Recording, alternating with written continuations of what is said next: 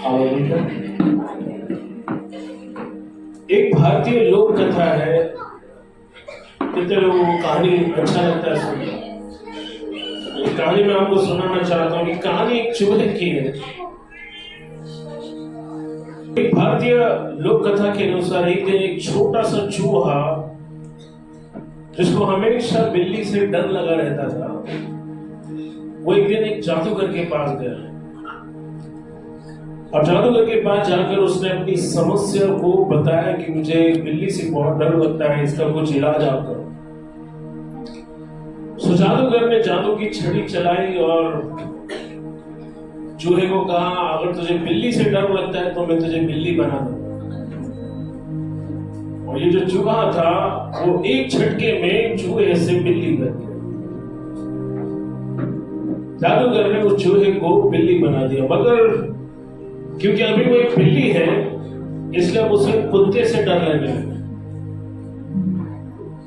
कुत्ते से डर लगने लगा तो वो दूसरे दिन फिर जादूगर के पास गया और जादूगर से बोला, जादूगर भाई साहब, अब मुझे कुत्ते से डर लग रहा है, मेरे घर का कुछ इलाज करो। जादूगर बोला, अब मैं क्या करूं तुझको क्या मैं कुत्ता बना दूं? उसने बोला, हाँ कुत्ता बना दो, शायद मुझे कुत्ते से डर ना मेरा चला जाएगा। सो जादूगर ने फिर से जादू की छड़ी जलाई और उसको कुत्ता बना दिया। क्योंकि अब वो कुत्ता बन गया था तो उसे शेर से डर लगने लगा। अब शेर से डर लगने लगा तो वो बहुत ही घबरा कर वापस दूसरे दिन जादूगर के पास गया और कहा, जादूगर भाई, मुझे अभी कुत्ता तो बना दिया लेकिन अब भी मेरा डर गया नहीं, क्योंकि अब शेर का मुझे डर सताने लगा। कभी किसी दिन शेर या चीता मुझ पर हमला करेगा और मुझे शिकार कर देगा तो वैसे ही मर जाऊंगा, पहली डर से मेरा हालत खराब। जादूगर ने कहा, ठीक है मैं तुझे शेर बना देता हूं। जादूगर ने जादू की छड़ी चलाई और कुत्ते से उसको क्या बना दिया?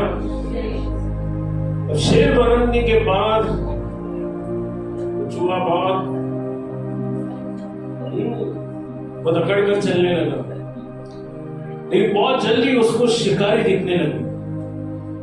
अब उसको शिकारियों से डर लगने लगा और बोला, अभी क्या करूं, शेर बन गया पर ये शिकारी लोग मेरा पीछा नहीं छोड़ेंगे, अब मैं क्या करूं, ये डर मेरा पीछा नहीं छोड़ रहा। इसलिए वो वापस जादूगर के पास गया। जादूगर से कहा, जादूगर भैया, आपने शेर तो बना दिया, आप मेरे को अभी शिकारियों से डर लग रहा है। इस पर जादूगर बड़ा क्रोधित हुआ और उसने गुस्से में आकर चूहे को बोला, चूहा, तेरे को मैंने चूहे से बिल्ली बनाया, बिल्ली से कुत्ता बनाया, कुत्ते से शेर बनाया, लेकिन तू चूहे का चूहा ही है।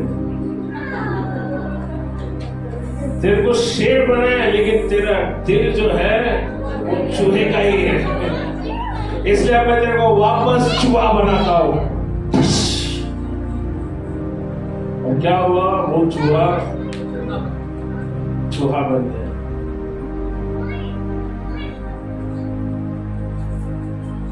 सुनिए, जब परमेश्वर मनुष्य को नापता है तो वो नापने का टेप पहले मनुष्य के सीने पर लगाता ना कि सिर से, क्योंकि जब टेलर लोग माप लेते हैं तो सिर से लेके नहीं, पैर तक वो माप लेते हैं, शोल्डर। बट परमेश्वर जब नाप लेता है किसी व्यक्ति का तो पहले टेप किधर लगाता है? सीने पर। जब हम सकारात्मक रवैया अपनाते हैं, नजरिए को बरकरार रखते हैं, तब परमेश्वर पर निरंतर हम भरोसा कर पाते। हम परमेश्वर और स्वयं की क्षमता पर यकीन कर पाते हैं कि हम उसकी सेवा कर सकेंगे, हम उसकी आज्ञाओं में चल सकेंगे। हम लगातार वो करने की कोशिश करते रहते हैं जो परमेश्वर चाहता है कि हम करें। बाइबल में अब एक सबसे अच्छे उदाहरण को देखते हैं। अगर सकारात्मक सोच की हम बात करते हैं तो नहम्याह के पास एक बड़ी चुनौती थी, क्योंकि जब उसने सुना कि इजराइल की शहर पना जो बाउंड्री वॉल है, दीवार है, वो गिर गई है, तबाह हो चुकी है, उसका देश, उसकी मातृभूमि सर्वसर बन चुकी है, सबसे पहले उसने बैठकर विलाप किया, उसने सर पर राख डाली, काट का वस्त्र पहना, जैसे यहूदी लोग दुख मनाते ठीक वैसे उसने दुख मनाया। उसने पश्चाताप किया, प्रार्थना किया, उपवास किया, फिर उसने परमेश्वर को उसकी प्रतिज्ञा स्मरण की। तो परमेश्वर ने अब्राहम, याकूब और इसहाक से बात की। अब नहम्याह ने कहा मुझे को कुछ करना पड़ेगा। अब नहम्याह ने केवल प्रार्थना करते हुए वो रोता नहीं बैठा, वो उठा और उसने कुछ करने का निर्णय लिया। कई लोग जीवन में सपने देखते हैं, कुछ लोग घर लेना चाहते हैं, कुछ लोग प्रॉपर्टी लेना चाहते हैं, कुछ लोग अपने बच्चों को अच्छी शिक्षा के लिए उनको विदेश भेजना चाहते हैं, अच्छे यूनिवर्सिटी कॉलेजेस में पढ़ाना चाहते हैं। पर अक्सर वो सोचते हैं कि हम ये सब कैसा करेंगे, हमारे पास इतनी क्षमता, इतनी ताकत नहीं है। पर याद रखें, भले आपके पास पैसा नहीं है, भले आपके पास क्षमता नहीं है, लेकिन अगर आपके पास दर्शन नहीं है तो आप जीवन में कभी कुछ नहीं कर पाएंगे। बाइबल कहती है कि दर्शन ना होने से कई लोगों का जीवन क्या हो गया, नाश हो गया। कोई निकालो नीतिवचन 29 अध्याय वचन 18। दर्शन यानी कुछ ऐसी चीज जो आप भविष्य में अपने साथ होता हुआ देखना चाहते हैं। नीतिवचन 29 अध्याय 18 कहता है, जहां दर्शन की बात नहीं वहां लोग निरंकुश हो जाते। अंग्रेजी में लिखा है कि जहां दर्शन नहीं होता है वहां लोगों का नाश होता है। Where there is no vision, people perish. Okay, सब लोग मेरे साथ बोलो दर्शन। हर व्यक्ति के पास अपने जीवन के लिए एक दर्शन होना चाहिए। जब लोगों को, और खासकर प्रभु के लोगों को पता नहीं होता कि उनकी जिंदगी में उनका क्या दर्शन है, परमेश्वर आखिर उन्हें किस दिशा में ले जाना चाहता है, तब वो अक्सर एक ऐसी जगह में आकर रुक जाते हैं जहां उन्हें पता नहीं होता है कि अब आगे क्या करें, यहां से कहां जाए। जब लोगों के पास कोई दर्शन नहीं होता है तब उनका सपना ही रह जाता है। अगर आपके जीवन में कोई दर्शन है तो परमेश्वर के पास जाओ और प्रभु को बोलो कि मेरा दर्शन है और मैं इस दर्शन को पूरा करना चाहता हूं। परमेश्वर आप मुझे सहायता करें कि मैं अपने जीवन में उस दर्शन को पूरा कर सकूं। दर्शन क्या है? What is vision? दर्शन जीवन में ऐसी कोई बात है जो आप देखना चाहते हैं लेकिन वो हकीकत में नहीं है। ऐसा कुछ करना जो बाद में सबको दिखाई दे। मुझे छोटे बच्चों को पूछना हमेशा अच्छा लगता है, बड़े बनोगे तो आप क्या बनोगे?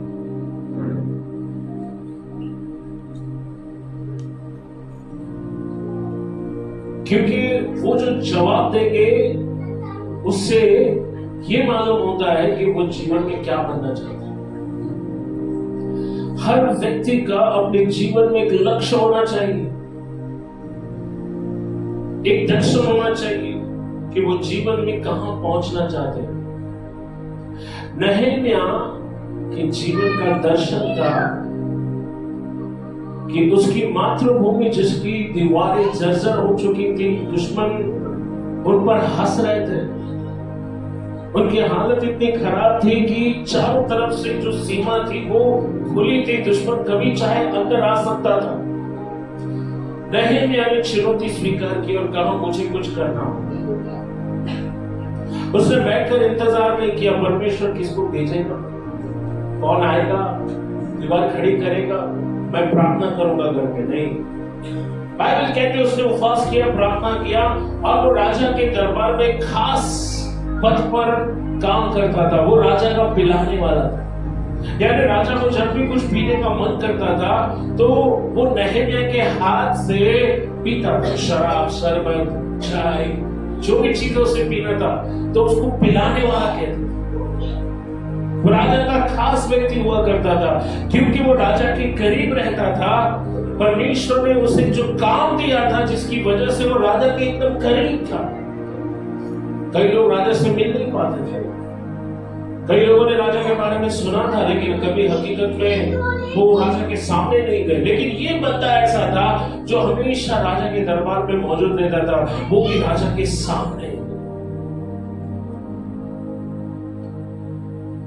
एक दिन वो मुंह लटका कर राजा के सामने, एक बड़ा रिस्क था, जोखिम था, कि उन दिनों में उदासी अगर किसी के मुंह पर छाती है और राजा को अगर उसका मुंह पसंद नहीं आता है तो उसको मृत्यु दंड मिल सकता।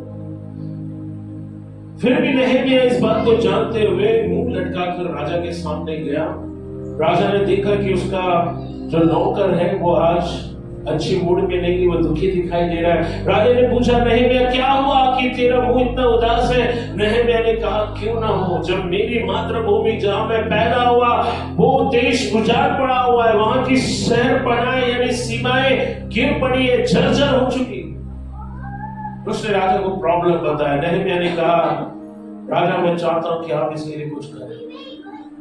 सुनो, परमेश्वर उस गिरी हुई शहर पना को बनाने के लिए एक दुष्ट अविश्वासी राजा का इस्तेमाल करता है। एक व्यक्ति की प्रार्थना के बदौलत परमेश्वर एक राजा के मन को बदलता है। राजा अपनी अंगूठी वाली मोहर को एक पत्र पर उस मोहर को छाप कर उसे देता और कहता है, नहम्याह जा और ये मेरे राज्यपाल मेरे गवर्नर को दिखा, तुझे जो भी चीजें चाहिए वो सारी चीजें उस दीवार को खड़ी करने के लिए, उस शहर पना को बनाने के लिए, उस उजड़े हुए नगर को फिर से बसाने के लिए जो कुछ तुझे चाहिए वो सब मेरा गवर्नर मेरा राज्यपाल तुझे दे दे। लेटर ऑफ अथॉरिटी यानी अधिकार का पत्र, वो मामूली पत्र नहीं था। प्रधानमंत्री मोदी अगर एक चिट्ठी लिखकर आपको दे दे जिसमें भारत सरकार का मोहर है, आप कहीं पर भी जाओ आपका काम ऐसे हो जाएगा। नहम्याह को वो चिट्ठी मिली। नहम्याह परमेश्वर का विश्वास करते हुए उस जगह से निकला। आज आप और मैं हमारे जीवन पर अगर कहीं पर नहीं पहुंच पाए तो इसका एक प्रमुख कारण है कि हमारे जीवन में दर्शन है। कई लोग दुनिया में आते हैं, जीते हैं और चले जाते हैं, लेकिन जिनके पास दर्शन है, विजन है, जो जीवन में कुछ करना चाहते हैं, वही लोग आगे बढ़ते हैं।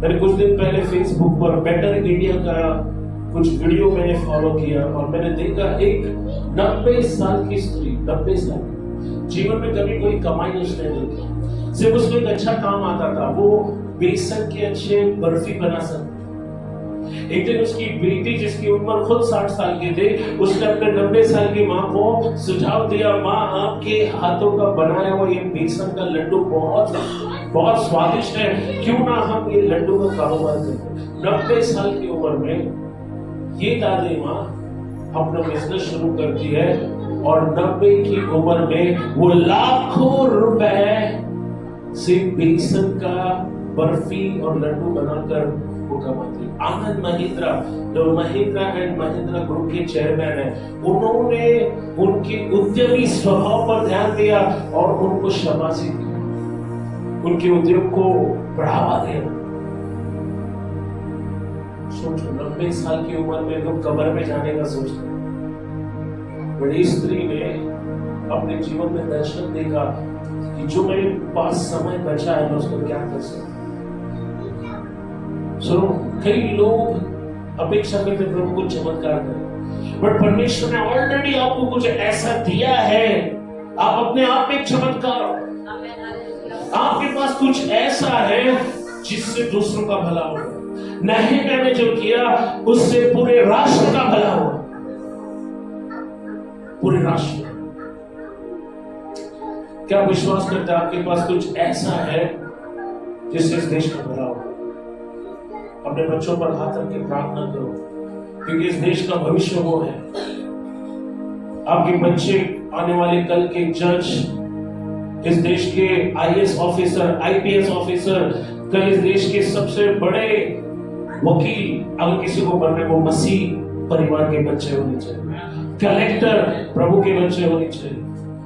मैंने देखा एक मजदूर का बेटा जो पेट भरने के लिए ईंटों को उठा रहा था।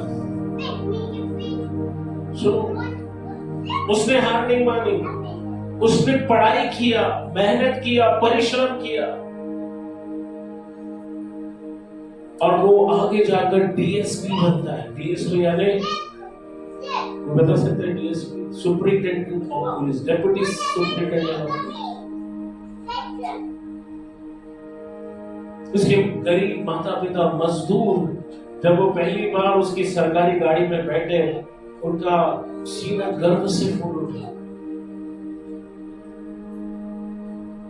रिक्शा चालक की बेटी सीए का पढ़ाई पूरा करके जीवन में आगे बढ़ती है। सोचो आपके पास, मेरे पास जितना परमेश्वर है, आप और मैं, हम क्या नहीं कर सकते, बट हमारे लाइफ में विजन नहीं है। इसलिए बाइबल कहती है जहां दर्शन की बात नहीं, वहां लोग निरंकुश होते हैं। प्रार्थना करो, परमेश्वर मैं सिर्फ दुनिया में आया और चला गया ऐसा नहीं, लोग मुझे याद रखेंगे। मैं ऐसा कुछ करूंगा जिसमें दुनिया मुझे याद रखे। पूजा तोमर उनमें से एक थी। गांव वालों ने ताना मारा, ये क्या लड़की लड़कों का क्या लड़ाई कर पाएगी, क्या मुकाबला करेगी, कौन इससे शादी करेगा। पर वो जानते थे कि उसके लाइफ का गोल क्या है, उसकी लाइफ का लक्ष्य क्या है, उसके जीवन का दर्शन क्या है। वो फाइटर थी, उसको विजेता बनना था, चैंपियन बनना था। हर कोई सिर्फ पास्टर बनकर ही प्रभु की महिमा नहीं कर सकता। सुनो, परमेश्वर ने आपके अंदर ऑलरेडी कुछ ऐसा रखा है जिसको आपको ढूंढने की जरूरत है। गांव में जो 10-20 लोग बैठे हैं, इनमें से कुछ लोग एक बहुत अच्छे उद्योजक बन सकते हैं, बिजनेस वुमन बन सकते हैं, बिजनेसमैन बन सकते हैं, इंजीनियर बन सकते हैं, डॉक्टर बन सकते हैं, नेता बन सकते हैं, अभिनेता बन सकते हैं। मैंने एक ऐसे अभिनेता के बारे में देखा जो वॉचमैन का काम करता। बॉम्बे में आने के बाद उन्होंने वेटर का काम किया पेट भरने के लिए, पर उनको अंदर से पता था कि वो एक्टिंग करेंगे, उनको एक्टिंग आता है और वो बॉलीवुड की सबसे बड़ी सुपरस्टार बन गए। मुंबई में करोड़ों का बंगला है उनके पास। सुनिए आप, यीशु ने कहा तुम जगत के क्या हो, तुम्हारा मुझे आना सबके सामने क्या हो, प्रकट हो। जिनके पास दर्शन है वो जानते हैं परमेश्वर ने कहां ले जाना चाहता है, उन्हें पता है कि परमेश्वर उनसे क्या चाहता है, और उन्हें ये पता होता है कि उस दर्शन को पूरा करने के लिए परमेश्वर उन्हें सामर्थ्य देंगे। वो हार मानकर खेल से बाहर नहीं होंगे, वो अंत तक अपने दर्शन को पूरा करने के लिए संघर्ष करेंगे, कड़ी मेहनत करेंगे, परमेश्वर की खोज करेंगे और उस मकसद को पूरा करेंगे जिसके लिए परमेश्वर ने उनको खड़ा किया। प्रभु यीशु दर्शन देखने की ताकत को जानते थे, इसलिए उन्होंने मत्ती 15:14 में एक चमत्कारिक बात कही। उन्होंने कहा अगर एक अंधा ही दूसरे अंधे को चलाए तो दोनों खड्डे में गिरे।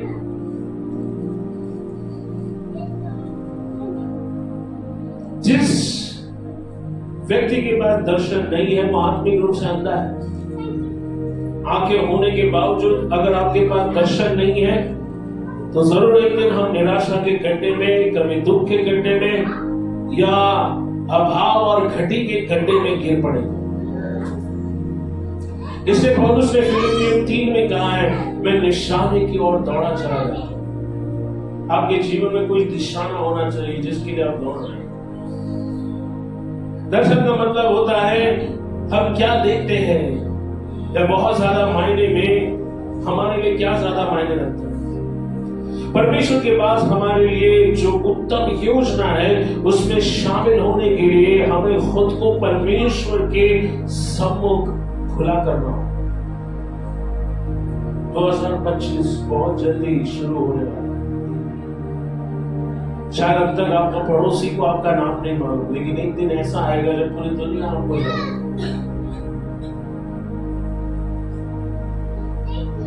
शैतान हमारे दर्शन पर निरंतर हमला करेगा, क्योंकि वो जानता है कि अगर हमारे पास दर्शन है तो हम सक्रिय यानी एक्टिव हो जाएंगे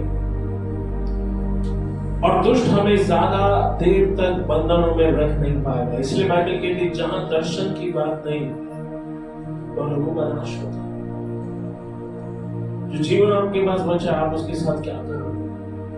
प्रभु से पूछो, मुझे जो वरदान दिया परमेश्वर उसके द्वारा में क्या कर सकता हूं? आपके जीवन का दर्शन क्या है? मदर टेरेसा जब अपने देश से भारत में कलकत्ता में आई तब वो एक दर्शन के साथ उनका दर्शन था कि वो यीशु के प्रेम को ऐसे लोगों तक ले जाएगी जो इंसान होकर भी जानवरों की तरह मरने के लिए रास्ते पर छोड़ दिए, जिनको कोई पूछता नहीं, बीमारी और गरीबी से इतने मार खा चुके थे कि वो इनकी हालत जानवरों से भी बदतर। मदर टेरेसा ने उन्हें परमेश्वर का प्रेम देखा। मदर टेरेसा जब मर गई, भारत ने उनको भारत रत्न का पुरस्कार दिया।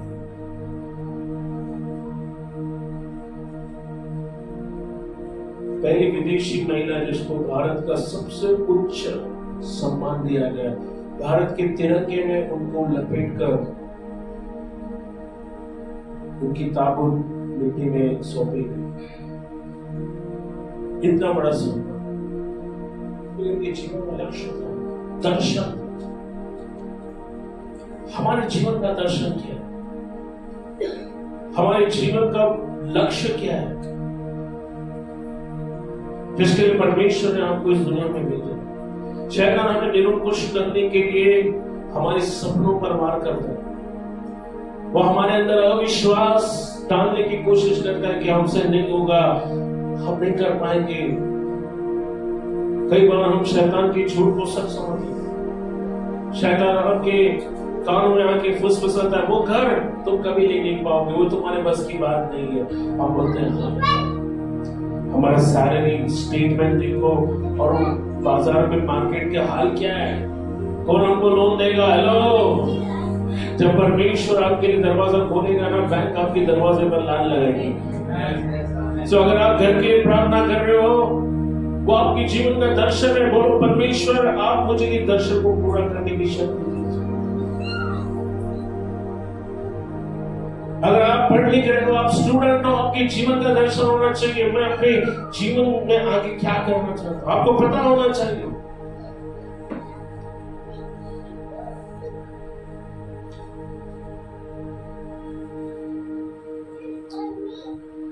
शैतान लगातार हमारे अंदर अविश्वास डालने की कोशिश करता है। तुम्हारे हालात कभी बदलेंगे, तुम इस बीमारी में मर जाओगे। कई बार बुरे बुरे ख्याल आपको डराएंगे, सताएंगे। शैतान कई बार अगर आपको झूठ बोलता है, तुम्हारी परिस्थिति कभी बदलेगी नहीं।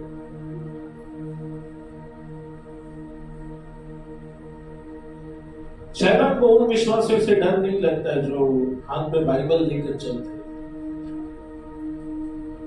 शैतान को उन विश्वासियों से डर लगता है जो बाइबल को पढ़ते हैं और उसके अनुसार वो हर कोशिश करेगा जिससे आप अपने दर्शन में चलना छोड़ दो। पौलुस कहता है इफिसियों 4:27 में, शैतान को मौका मत दो। हमें अपने विचारों को निरंतर शुद्ध रखना है, क्योंकि हम जैसा सोचेंगे, मनुष्य जैसा सोचता है वैसा हो। जैसा हम सोचेंगे वही हम बनेंगे। हम न केवल अपने अंदर अशुद्धता, कामुकता को हमको निकालना है, परंतु हमें अपने अंदर से खुद को छोटा समझने की जो भावना है उसको भी निकालना है। घमंड, अहंकार, जलन, इंसानी बातों को अपने अंदर से निकालना है। पवित्र आत्मा हम सारे विश्वासी भाई बहनों को निरंतर नया करने में लगा। वह हमारे अंदर नए विचारों को डाला, ताकि हम अपने गुजरे हुए कल को पीछे छोड़कर एक नए मंजिल की ओर आगे बढ़े, एक नए गंतव्य की ओर आगे बढ़े।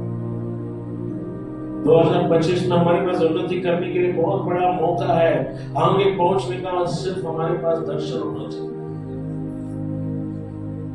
इसलिए अपने जीवन में समय निकालो, प्रभु के साथ समय दीजिए, प्रार्थना करो, अपने अंदर की क्षमता को पहचानो, क्या है जो आप सबसे अच्छा कर सकते हैं। 90 साल की दादी माँ बेसन का अच्छा बर्फी बना सकती है, आप अच्छा क्या कर सकते हैं? कौन सा वरदान परमेश्वर ने आपको दिया है? शायद आपका दिमाग तेज है, आप बहुत अच्छे से हिसाब कर सकते हो, कंप्यूटर से ज्यादा तेज आपका दिमाग है। कुछ दिन पहले अपने एक आदमी को प्रश्न होता हुआ देखा, जो नागपुर की गलियों में चाय बनाता था। आज वो पूरे इंटरनेट पर छा गया। आज वो कहीं पर जाता है तो वहां जाने के 5 लाख रुपए लेते। उसका चाय देने का तरीका इतना यूनिक था कि अमीर से अमीर, गरीब से गरीब लोग उसके पास चाय पीने गए। एक दिन बिल गेट्स उसके पास चाय पीने के लिए गया, बस उसके बाद इतिहास।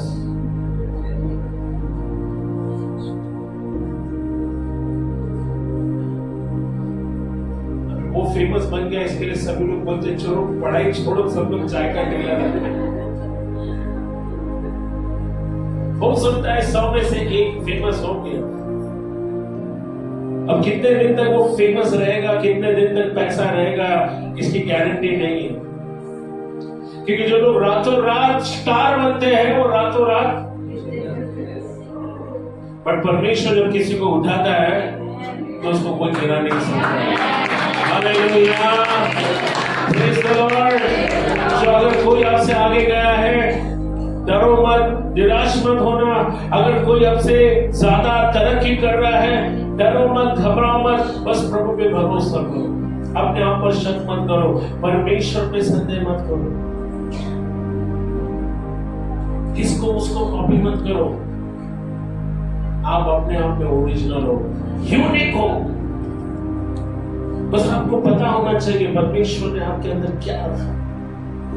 आप परमेश्वर के संतान हैं, उसका पवित्र आत्मा आपके अंदर रहता है, वो आपको अपना मंदिर, अपना निवास स्थान कहता है। अरे सोचो, स्वर्ग और पृथ्वी को बनाने वाला आपको अपना निवास स्थान कहता है। कुछ दिन पहले केबीसी में एक महिला आई, उन्होंने अमिताभ बच्चन से कहा, सर मैं सिर्फ केबीसी खेलने नहीं आई, मैं आपके मन में रहना चाहती हूँ। अमिताभ बच्चन ने भी बड़े रोमांटिक तरीके से कहा, आप सिर्फ खिलाड़ी नहीं, आप मेरे घर की मेहमान हो। देखा कि नहीं देखा? हम तो सिर्फ सास बहू देखते हैं।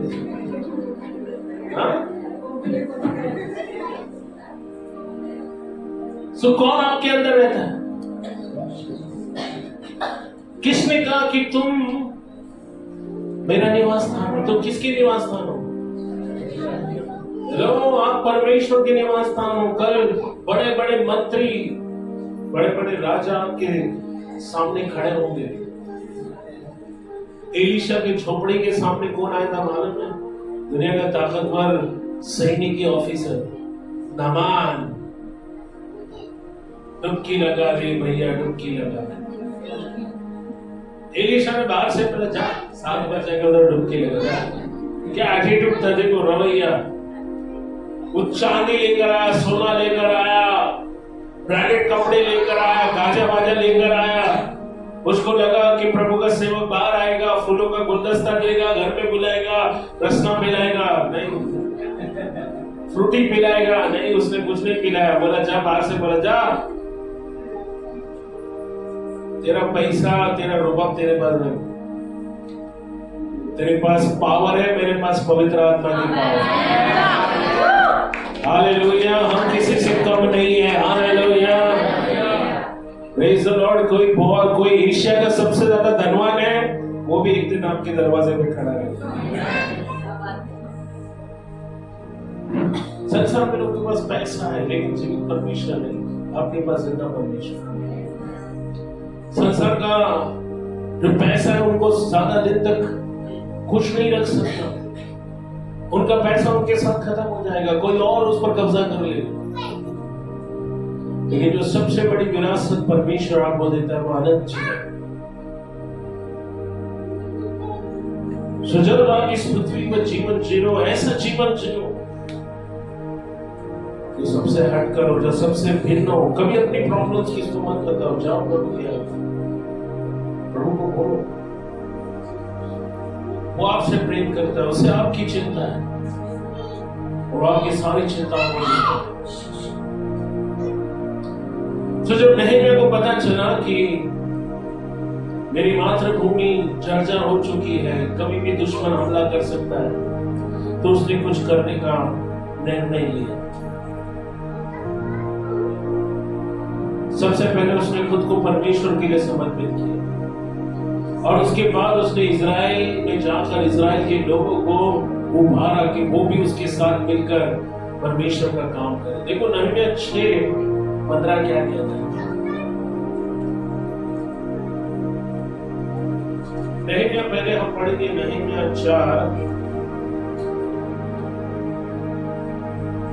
और 6 को पढ़ेंगे, 1 से 3 को पढ़ेंगे, फिर 6 को।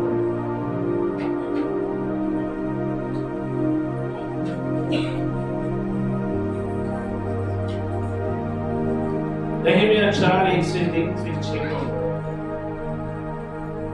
जब सम्मेलन ने सुना कि यहूदी लोग शहर बना लगेंगे, तब उसने बुरा माना और ऋषि आकर यहूदियों को ठट्ठों में उड़ाने लगा। सुनो, जब परमेश्वर आपको आशीष देना शुरू करेगा, हमेशा आपके इर्द गिर्द ऐसे लोग होंगे जो आपको चिढ़ाएंगे, जो आपको अपमानित करेंगे, आपका हौसला पस्त करेंगे। वो आपको आपके मन में शक और क्या बोलते हैं, डर को उत्पन्न करेंगे। अरे क्या कर रहे हैं, तो इतना बड़ा फ्लैट लेने जा रहा है, तेरे से नहीं होगा बाबा। अरे मैं कुछ नहीं करूंगा, सब परमेश्वर करेगा।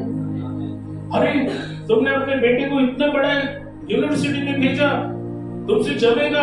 अरे मैं नहीं, मेरा परमेश्वर करेगा सब। हालेलुया। सुनो, यहाँ पर सम्मेलन इजराइल का विरोधी था। वो नहीं चाहता था कि यहूदी लोग उस घिरे हुए दीवार को फिर से खड़ा करें। लेकिन परमेश्वर ने सिर्फ एक व्यक्ति के मन से बात की और वो व्यक्ति था नहम्याह। और नहम्याह हीरो बना, उसने इतिहास रच दिया। हजारों साल के बाद भी नहम्याह के बारे में आज हम चर्च में सीख रहे हैं। नहम्याह ने लोगों को उभारा। बाइबल कहती है जब लोगों ने दीवार बनाना शुरू किया, इजराइल के दुश्मनों ने उनको छिड़ाना, उनको नीचा दिखाना, उनके मन में शक और संदेह पैदा करना शुरू किया। जो आपके विरोधी है वो जानते हैं आपको रोकने के लिए आपके हौसले को, आपके मानसिकता पर हमला करना बहुत जरूरी है। क्योंकि जब तक आपकी मानसिकता या सोच पर हमला नहीं करेंगे, तब तक आप जो कर रहे हैं उसे करना आप बंद नहीं करोगे।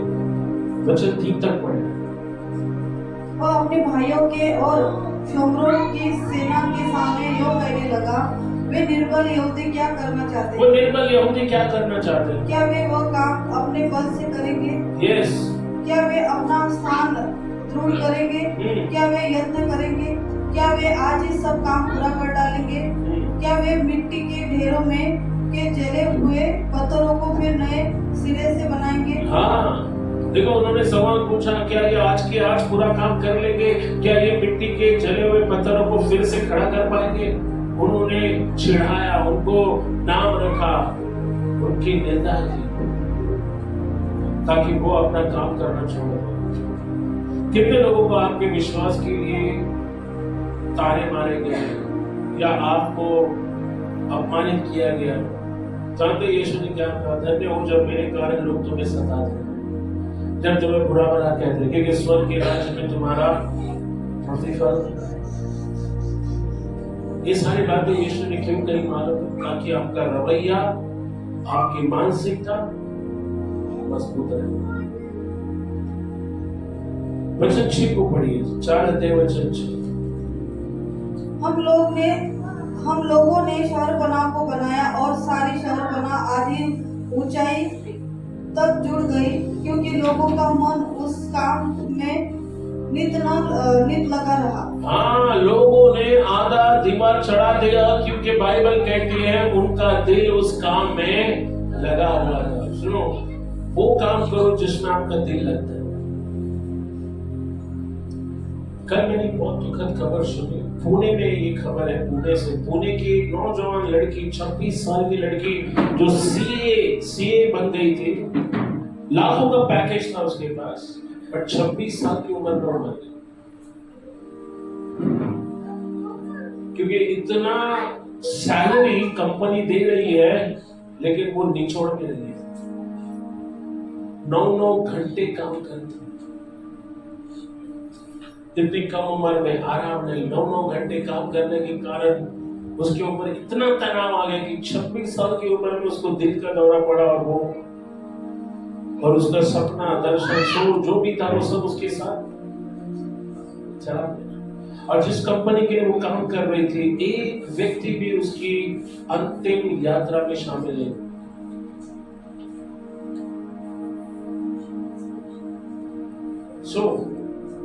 अपनी फैमिली को टाइम दीजिए, प्रभु को ज्यादा टाइम दीजिए, बच्चों को टाइम दीजिए, कलीसिया को टाइम दीजिए। जीवन बड़ा है। अगर आप जीवन में कुछ बड़ा नहीं भी कर पाए, तो भी याद रखिए, परमेश्वर आपको नहीं छोड़ेगा, वो आपके साथ है, और जीवन में कुछ ना कुछ करने की शक्ति वो आपको जरूर देगा। बाइबल कहती है लोगों का दिल उस काम में था, इसके लिए उन्होंने वो काम पूरा कर पाया। आप देखो, जिस काम में आपका दिल नहीं लगता ना, वो काम आपसे बराबर होगा।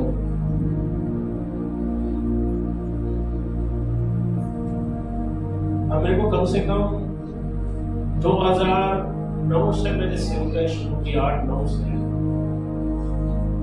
पास्टर बना अभी 2024 में। तो ये काम अभी इसकी सिवा दूसरा काम मैं नहीं कर सकता। प्रभु ने ये सेवा मुझे दी। अगर मैं ये काम करता हूं तो इसमें मेरा दिल लगता है। मैंने दूसरे बहुत सारे काम करने की कोशिश की, मैं उसमें सफल नहीं रहा, पर मैं सेवकाई में आया, और आज मुझे ऐसा लगता है ये मेरी बुलाहट है। सो आपको प्रभु से पूछना है, आपकी बुलाहट, परमेश्वर आपने मेरे जीवन में क्या बुलाहट?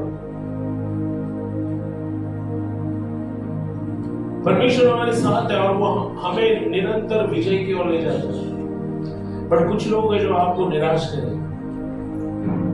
आखिरकार हम देखते हैं कि उन्होंने अपने लक्ष्य को हासिल कर लिया जो परमेश्वर उनके सामने। नहम्याह 6:15 को कोई पढ़े।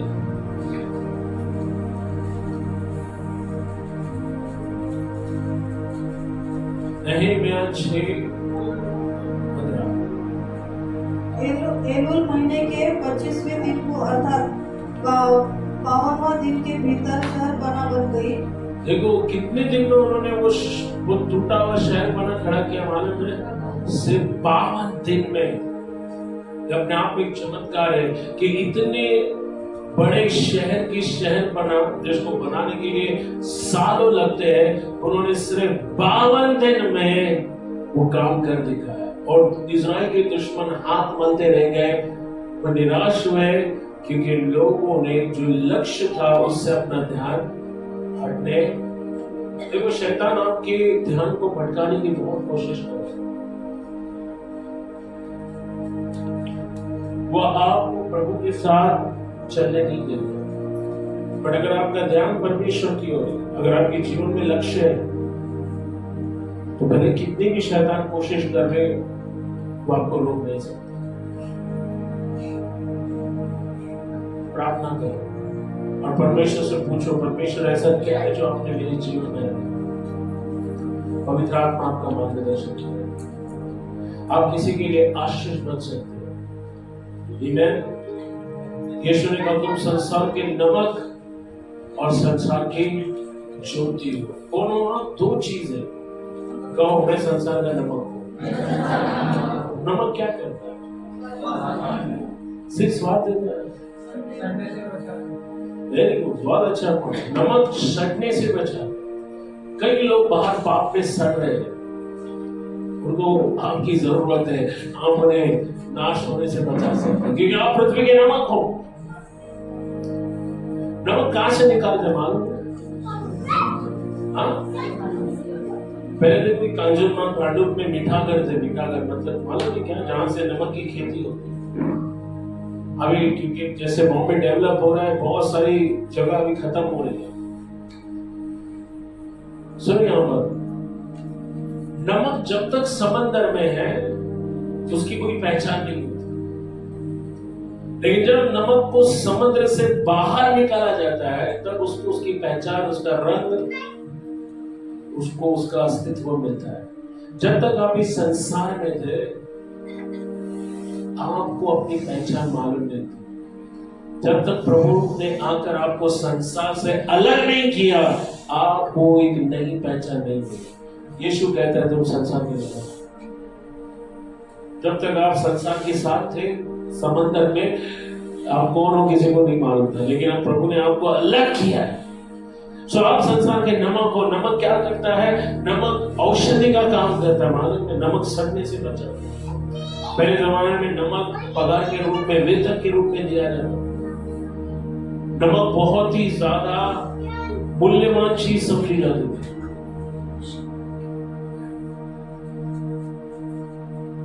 आप पृथ्वी का नमक, हजारों रुपए के मसाले आपने इस्तेमाल किए, लेकिन 10 रुपए का नमक नहीं डाला तो सब बर्बाद हो। और नमक जो है ना वो ज्यादा नहीं डालते, कितना डालते? आपने कभी सोचा है मसीह लोग थोड़े पूरे बिल्डिंग में सब अविश्वासी है, मैं अकेला क्यों हूं? क्योंकि नमक ज्यादा नहीं लगता है। नमक समझ रहे हैं क्यों हम थोड़े हैं? पूरे संसार को बदलने के लिए हमको थोड़े लोग काफी होते। समझ में आ रहा है हमको? सब लोग बाहर रास्ते में, मैं घर के अंदर, तो पृथ्वी का नमक हो। तुम है करके संतोष नगर अभी तक बचा है। इसके लिए बाइबल बोलता है उनके जैसे मत बन जाओ। नमक जिस चीज में डालो वो उसको अपने जैसा बना दे। तुम संसार के समान मत बनो, संसार को अपने जैसा। पौलुस ने कहा मैं मसीह के पीछे चलता हूं, तुम मेरे पीछे। तुम संसार का नमक, थोड़ा सा नमक, चुटकी भर। कितना? लोग बोलते रहे तो मसीह लोग है कितने? गिन चुन के 10-12 लोग हैं। हम 10-12 लोग ही काफी है। हालेलुया। एक पूरा क्या बोलते हैं ना उसको, हांडी में इतना बड़ा 5 किलो के हांडी में बिरयानी बन रहा है, लेकिन कितना नमक डालते हैं? पूरा पैकेट डालते हैं। कितना डालते हैं? नमक। बोलो मैं नमक हूँ। और यीशु ने क्या कहा? तुम जगत की तो ज्योति क्या करती है? सिस्टर ज्योति हमारे बीच में बैठी क्या करती है? ज्योति। और एक ज्योति इधर है क्या? ज्योति, उसके लिए हम प्रार्थना। ज्योति अंधेरे को दूर करती है। तमसोमा ज्योतिर्मय, मालूम है शुरू, अंधकार से ज्योति की ओर, मृत्यु से अमरता की ओर हमें ले जाए। कौन ले जाएगा? यीशु मसीह। तो तुम जगत की ज्योति। ज्योति अंधेरा दूर करता और क्या करता है? सिस्टर माया, ज्योति क्या करता है? उजाला देते, प्रकाश देते, और क्या करते? अंधेरा दूर करती है, उजाला देती है। संतोष, उजाला क्या करता है? वेरी गुड, बहुत ही अच्छा पॉइंट। आशा।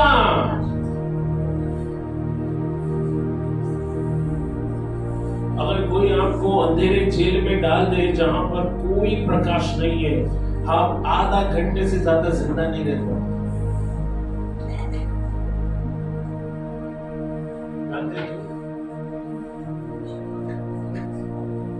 क्योंकि ज्योति आशा देती है। जहां पर थोड़ा भी आशा की किरण मिल गई, आपकी आशा आपको जीवित रहेगी। ज्योति आशा देती है। और क्या करती है?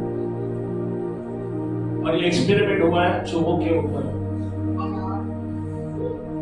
वैज्ञानिकों ने 2 कांच के बरनी में 2 चूहों को डाला। एक बरनी उन्होंने अंधेरे कमरे में रखा और उन्होंने टेस्ट किया कि चूहा पानी में सिर्फ आधे मिनट तक तैरता है, बाद में मर गया।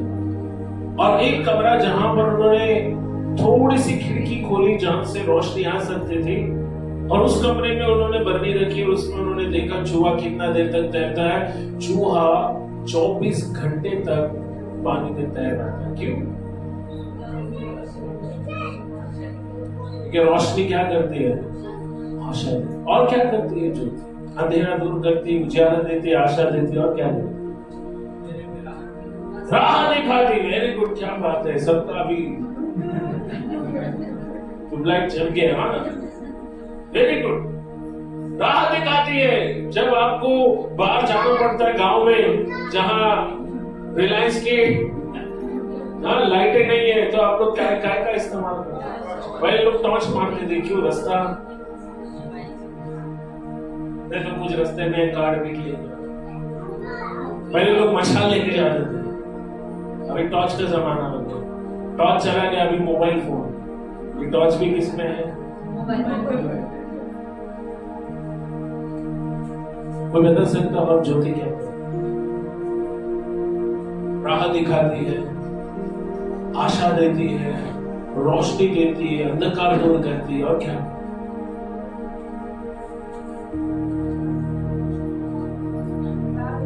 कुछ और करती है दिमाग में। हाँ, वो तो हो गया। गिरने से बचाती है। हाँ हाँ, वही मतलब राह दिखाती है, आपको गिरने से बचाती है। और क्या करती है? हाँ, बीमारी से। बराबर बोला उसने। ज्योति आपको गर्म रखती है। गर्म रखती है ना, हीट। आग में क्या होता है? सर्दियों में शेकोटी करते कि नहीं? हाँ, करते होंगे नहीं? तो क्या होता है जब आग के सामने आप सेकते हो हाथ पैर, क्या होता है? ठंडी लगती है। और क्या ठंडी जाती है? और क्या करती है? क्लैरिटी, स्पष्टता। यस। तो आप जगत की ज्योति, आप जगत का नमक हो। इस संसार को आपकी जरूरत है। प्रार्थना करो कि परमेश्वर आपकी सोच, आपकी कल्पना शक्ति को, आपकी मानसिकता को दृढ़ करे, मजबूत करे। आपको पता हो कि जीवन में आपको क्या करना है।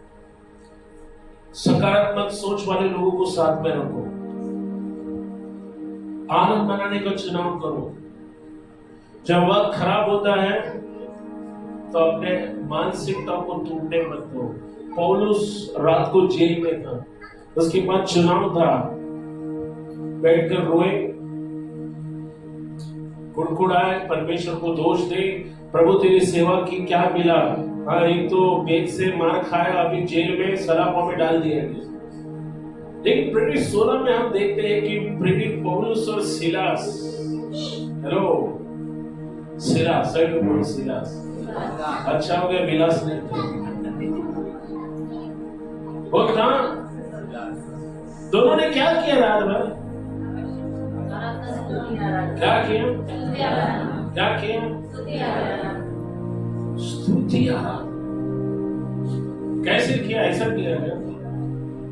कीबोर्ड वाले को बुलाया, अच्छा राजा, गिटारिस्ट को बुलाया, ड्रमर को बुलाया, क्या था जेल? हाँ, मैं सोचता हूँ ऐसा क्या आराधना किया होगा कि स्वर्गदूत ने आके पूरा जेल हिलाया। हाँ, जेल मतलब पूरा जेल नहीं, जेल की नींवें हिल गई। नींव मानो में वो टाइप का जेल पत्थर से बनता था, कितना सख्त होगा। और क्या आराधना स्तुति की होगी कि स्वर्गदूतों ने आकर क्या किया। सोचो आज रात को अगर ये हॉल स्वर्गदूत आके हिला है, जब भूकंप आता है ना, भूकंप आने के पहले धरती हिलती है। अनुभव किया है आप, जहां बैठे पूरा हिल जाता है, आप डर के बाहर भाग के आ जाते भाई घर में तो नहीं गिरने वाला है। बट आप देखो बाइबल कहती है प्रेरित 16 में कि प्रेरित पौलुस और सिलास आधी रात को क्या कर रहे थे? भजन कर रहे थे। आधी रात को लोग सोते हैं,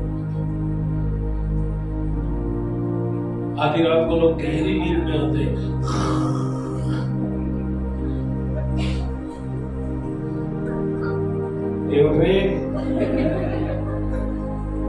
वो गहरी नींद में, लेकिन आधी रात को ये क्या कर रहे थे?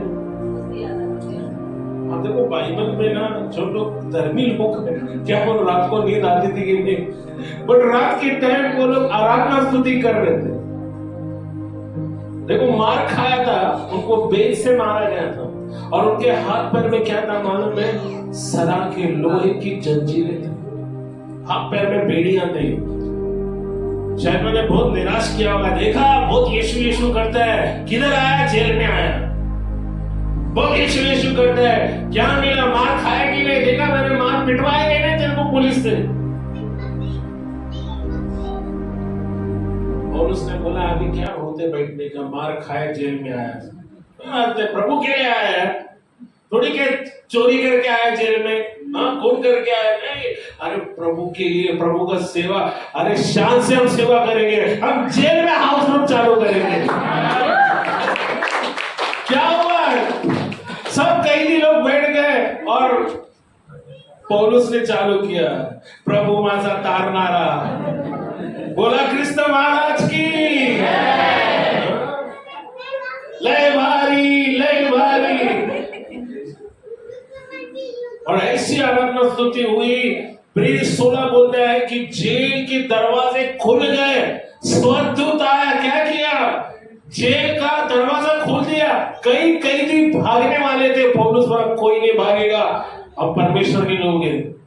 जेलर ने तलवार निकाला, खुद को मारने गया। मालूम क्यों मारने गया? उसका हिस्ट्री है, क्योंकि रोमी लोगों का एक कायदा था, अगर तुम सूबेदार हो और आपके अंडर में कैदी है और कैदी भाग गए तो राजा तुम्हारा सर क्या करेगा?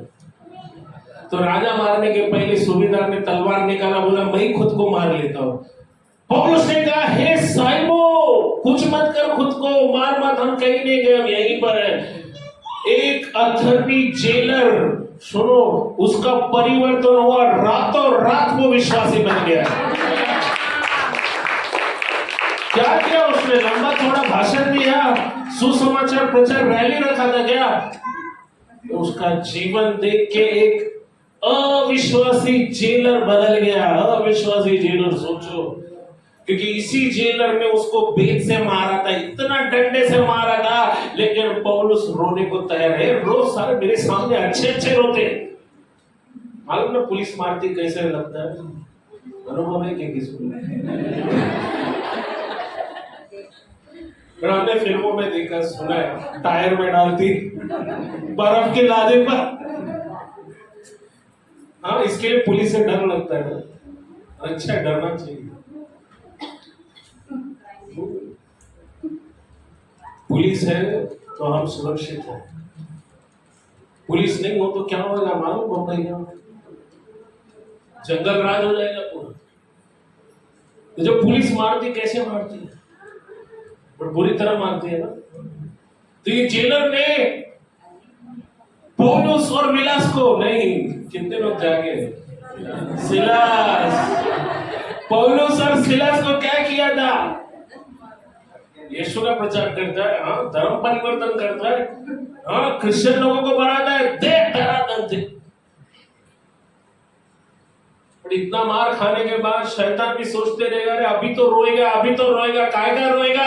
रात में भी इनका क्या चालू है? कौन सी आत्मा? अलग आत्मा। शिकायत नहीं कर रहे, कुड़कुड़ा नहीं रहे, दोष नहीं दे रहे प्रभु को, क्या कर रहे? स्तुति आराधना ऊपर जाती है, आशीष लेकर बाजू वाला गाली दे रहा है,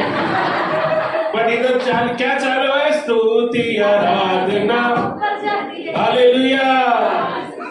हाँ, बाजू वाला दरवाजे पे कचरा डाल रहा है, लेकिन प्रभु तुझे माफ करे। हालेलुया। ना छोड़ेगा, ना छोड़ेगा, ना। समझ रहे हो? शैतान लोगों को आपके ऊपर भेजेगा जंगली कुत्तों की तरह। झगड़ा नहीं है कुछ, फिर भी झगड़ा करेंगे आपसे। सामना ना, जब बिना वजह लोग आपसे झगड़ते तो ये शैतान पिसाड़ बोलते ना, पिसाड़ा है। क्या बोलते हैं मराठी में? क्योंकि आपकी प्रार्थना से दुष्ट आत्मा इरिटेट हो रहा है, शैतान इरिटेट हो रहा है। इसके लिए ऑफिस में अचानक बॉस आपके ऊपर गुस्सा करेगा, समझ जाओ। कौन पिसाड़ गया है? हाँ। घर में कभी कभी पति विश्वास नहीं करता है, बेवजह आपसे लड़ेगा, समझ जाओ। शैतान क्या चाहता है? आप रोए, दुख मनाए, प्रार्थना करना छोड़ दे, चर्च आना बंद करे। लेकिन पौलुस ने क्या किया? और ऐसी आराधना, ऐसा भजन आजकल किधर होते हैं? जेल टूटने तक। हालेलुया। जेल टूटा, सोचो उनके हाथों में जो हथकड़ी थी अपने आप गिर गए। हथकड़ी, जंजीरें टूटकर गिर गई। जेलर को लगा सब भाग गए, फरार हो गए, अभी राजा मेरे को लटकाएगा फांसी पे। अब मेरी बीवी बेवा हो जाएगी, बच्चे अनाथ हो जाएंगे, मरना तो मेरे को पड़ेगा। तो उसने तलवार खींचा खुद को मारने के लिए। पौलुस बोला, हे साहिबो, खुद को कुछ मत कर, हम सब यहीं पर हैं। सोचो, जिस जेलर ने सुबह मारा था वो पौलुस और सिलास को घर ले जाता है, वाटी में तेल लेता है और उसके हाथ पैर पर तेल लगाता है। सॉरी, तुम प्रभु के सेवक हो, मेरे से बहुत गलती हो गई, मैंने तुमको बहुत पीटा, माफ करना। परमेश्वर से प्रार्थना करो हमारे लिए, हम पर कोई दंड नहीं आए। सूबेदार ने बोला, मैं क्या करूं जिससे मुझे परमेश्वर का उद्धार मिले? पौलुस बोलता है, तू और तेरा घराना उद्धार पाएगा। यीशु में विश्वास कर, तो तू और तेरा घराना क्या होगा? और वहां पर पौलुस ने पहला हाउस ग्रुप खोला, फिलिपियो नाम की जगह पर। सोचो कितना परमेश्वर अद्भुत है। ये पौलुस और सिलास अलग ही आत्मा के थे, ऐसे यहोशू और कालेब अलग आत्मा के थे। उसकी जगह पर दूसरे कोई होते तो क्या होता था? 5 मिनट से ज्यादा टूटने को ज्यादा टाइम नहीं लगता था। कितना? बट पौलुस टूटा क्या? रोते बैठा? क्या किया रात रात? जब कोई आपको कुछ तकलीफ देता है ना, रात को उठो, भजन करो। हाँ, अपना सारा प्रॉब्लम प्रभु को गाते हुए बताओ। प्रभु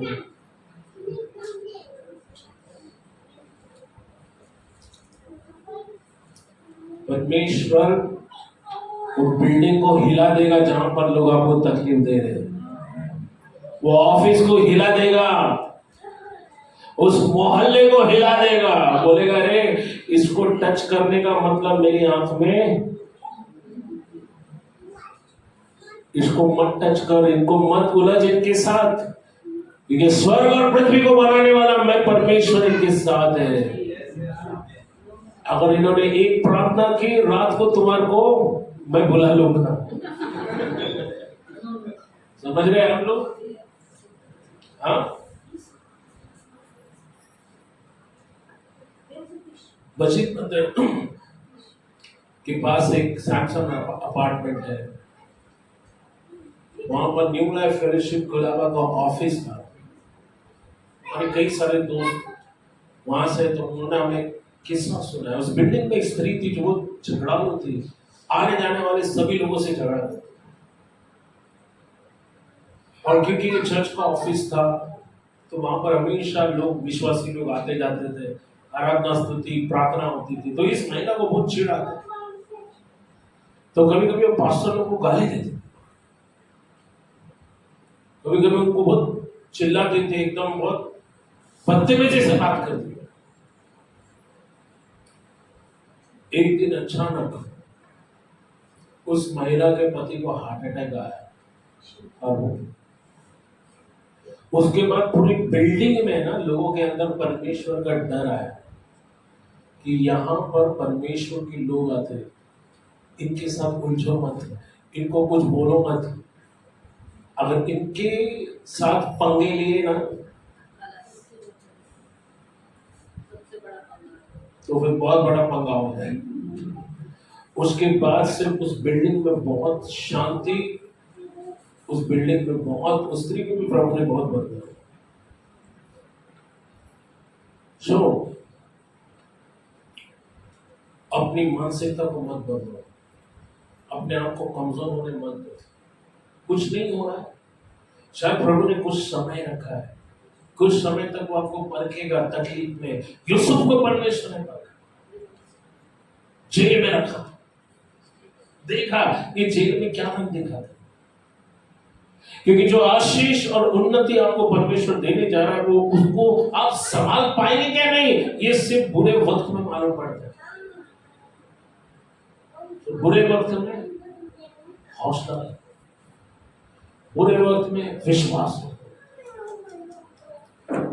अय्यूब को लगा उसकी पूरी दुनिया खत्म हो गई, उसकी स्त्री ने कहा परमेश्वर को दोष दे, निंदा कर परमेश्वर की, लेकिन उसने एक शब्द से भी परमेश्वर की निंदा नहीं की। उसने कहा तो वो स्त्री है, परमेश्वर ने दिया, परमेश्वर ने लिया, उसी की महिमा।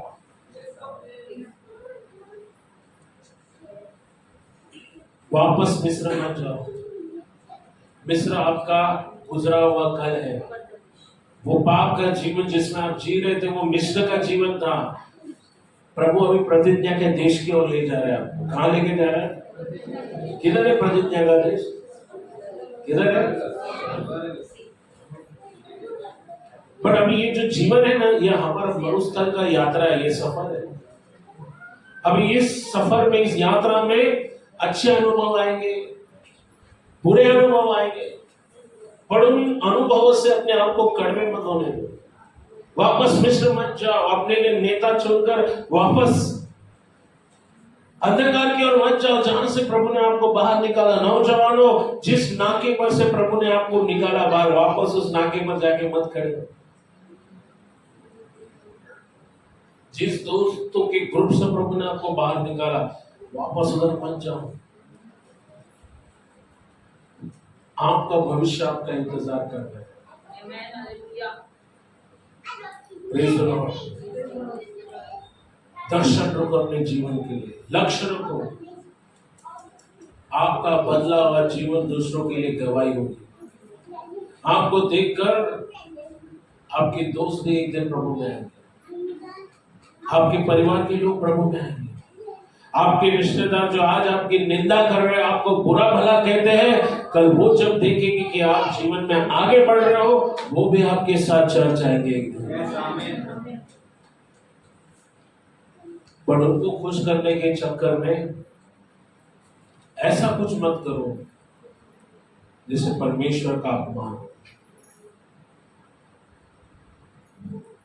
यहां कुछ नहीं हो रहा है, इसके लिए प्रभु को छोड़कर अंधकार के पास मत जाओ।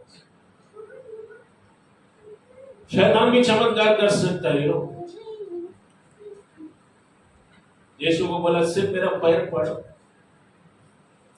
पूरी दुनिया मैं तुझे दूंगा, पूरी दुनिया। क्या बोला यीशु ने? कि दुनिया बनाने वाला मैं हूं। ये दुनिया भले इस पर तो राज कर रहा है, बट ये दुनिया किसने बनाया है? लिखा है कि तो अपने परमेश्वर के पैर पड़। शैतान अगर कुछ देता है तो बदले में कुछ, सर दर्द तो दूर करेगा, बट जिंदगी भर का टेंशन भी आपको दे, समझ रहे? तो यहां कुछ होता नहीं है, इसका मतलब ये नहीं कि परमेश्वर कुछ नहीं करेगा, नहीं। वो देख रहा है कि आपके दिल में क्या चल रहा है, दिमाग में क्या चल रहा है, कितने दिन विश्वास में रहोगे, कितने दिन टिकोगे। हमारे देश में एक लकड़ा है जो बहुत फेमस है, जो सड़ता नहीं है, मालूम है? हाँ, उसकी स्पेशलिटी क्या, तो कीड़े नहीं लगते, टिकाऊ है। आपकी और मेरी स्पेशलिटी क्या है? हम टिकेंगे या झुकेंगे?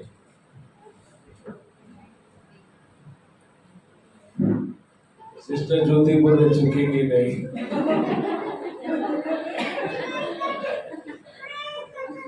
कोई बोलो टिकेंगे, बोलो टिकेंगे।